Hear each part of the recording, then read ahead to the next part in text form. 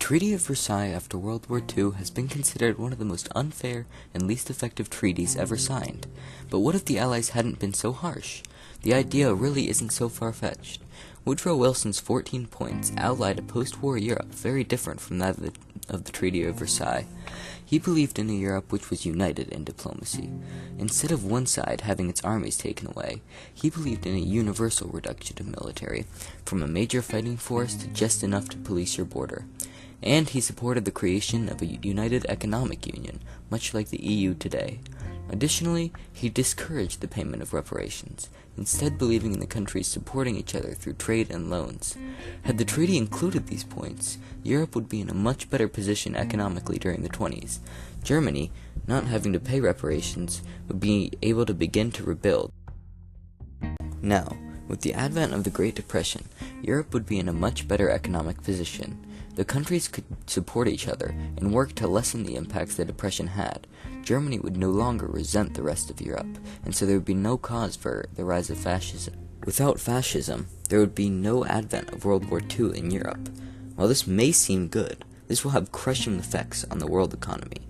Without the outbreak of war to stimulate European economy, the effects of the Depression will continue to worsen, and without the demand for U.S. materials from Europe, America will have no one to export their goods to, keeping them in the Depression as well.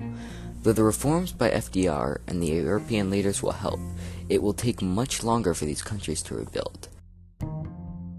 However, Japan is not affected by this enhanced depression. Even in our history, Japan was able to reform its economy extremely early in the start of the Depression, which kept it out of most of the harm the Depression caused. In this history, this would give Japan a huge advantage over the other countries. Due to this, and due to the desire of Japan to create an imperial nation during this time, Japan would most likely begin its invasion of Manchuria, just as it did in our history. This time, however, there are no other powers which are yet strong enough to stand up to Japan. This means that Japan can continue to expand and conquer most of Asia. At this time, probably around the late 1940s, Europe will actually begin to react to this threat, starting World War II, albeit late. This will give Europe the stimulation it needs to finally get out of the Depression. However, the effects will likely be more pronounced than in our history, due to the fact that this depression has gone on nearly 20 years longer. This, combined with the Treaty of Versailles getting rid of most of Europe's military, will allow Japan to steamroll most of Europe, and, so long as they don't do anything dumb like trying to invade Russia in the winter, will let them dominate the entire continent. And even America, though due to America's geography and military power even before the Depression, there would be a long, hard-fought war. Once they do that, they will have become the first empire to take over the entire world. However, history has shown us that large empires such as this never last long, and once Hirohito dies, Japan will likely fall apart. This would cause a breakup of massive scale, with the old countries coming back into play and old ties being restrung. After the initial turbulence, I think the world would likely stabilize, either under the ideology of fascism, brought by Japan, or some new type of governments, which would be formed in the wake of Japan's destruction.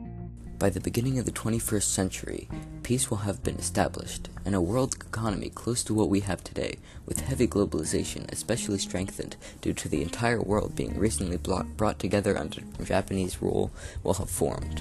This will mean that instead of America being the center of global power, it will be Japan, with Japanese culture being valued and Japanese corporations ruling the market. Now, we focus our view on China. Specifically, what would happen if China had industrialized before Europe?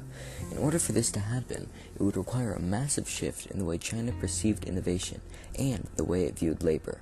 Part of the reason China was not able to quickly adapt to new technologies was because of its nearly limitless manpower. This made the need for efficient laborers nearly non-existent.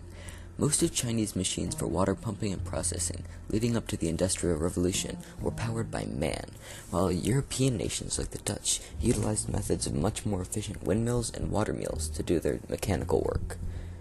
But if there did happen to be a Chinese inventor who beat the odds and built a steam engine, while also managing to popularize it within the Chinese workers, it would definitely shift the balance of power. China once again would be able to challenge the encroaching European markets and dominate textile and other manufactured goods trades. The need for raw resources would also give China a reason to reach out once again into foreign markets. and open back up into the Indian Ocean trade. Additionally, China's already extremely effective agricultural portion of their economy would likely grow rather than shrink like it did in the European industrial revolutions. This is because China's population is enough that it can support the increased labor need created by the industries, and the resulting amount of population which need raw materials and food would cause farmers to make more profits, allowing for more babies which survive and more population.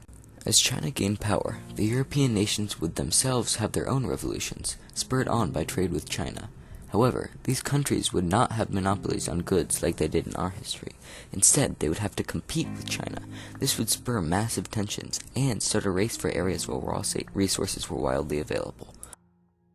China, constantly thirsting for more raw materials, would begin founding colonies all across the world, and possibly even in America, to obtain resources which they couldn't gain in their own country.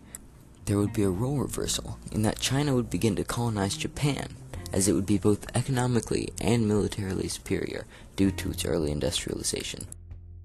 Due to increased tensions, I also believe there would be multiple wars between European countries and China, increasing the pace at which China modernized its military. By the mid-19th century, due to its early start, massive population, and location in the center of important trade, China will have gained enough of an advantage to begin its process of economic imperialism. Beginning in India and the East Indies, China would begin buying its way through the important trading locations until it controls nearly all of the trade of the Indian Ocean. By the early 20th century, it will have completely eclipsed Europe in commerce, material output, and technology.